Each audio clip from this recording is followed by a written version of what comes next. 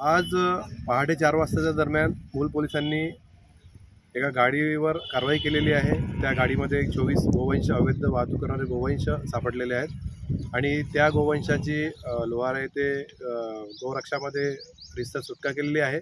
आणि नेमकी ही घटना घडली त्यावेळेस बेंबाड या गावचे सरपंच त्यांनी ही प्रत्यक्षदर्शी पाहिलेली घटना आहे। आपण त्यांच्याकडून जाणून घेऊया नेमकी या म्हणजे ही घटना कशा पद्धतीने घडलेली आहे।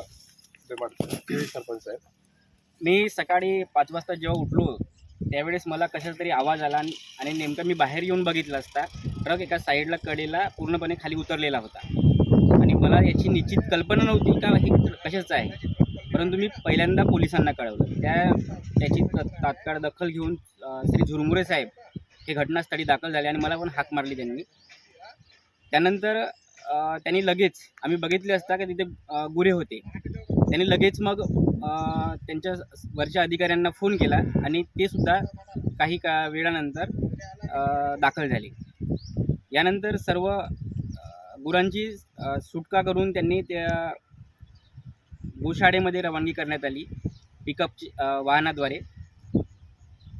चालक आणि क्लिनर ज्यावेळेस तुम्ही माहिती दिली त्यावेळेस होते का? माहिती नाही, आता त्यांना ओळखत नाही ना, म्हणजे कसं आम्ही जेव्हा होतो तेव्हा काही लोक होते परंतु ते नंतर निघून गेले। आता आम्हाला काही माहीत नाही का हाच चालक आहे ना हा क्लिनर आहे। घटनास्थळावरून बेंबाडचे सरपंच यांनी पोलीस स्टेशनला माहिती दिली होती। त्या माहितीच्या आधारे मूल पोलीस स्टेशन घटनाचे कर्मचारी डीपी स्क्वॉड हे घटनास्थळी पोहोचले होते आणि त्यांनी त्या गोवंशाची सुटका करून त्यांना वाचवलेलं आहे। दिवसेंदिवस प्रशासन कठोर होत आहे तरीसुद्धा अवैध गोवंशाची तस्करीचे प्रमाण काही प्रमाणात दिसतच आहे। खबर महाराष्ट्र न्यूजकरिता कॅमेरामॅन गणेश पुणे प्रटिवारसह मनीष चंद्रपूर।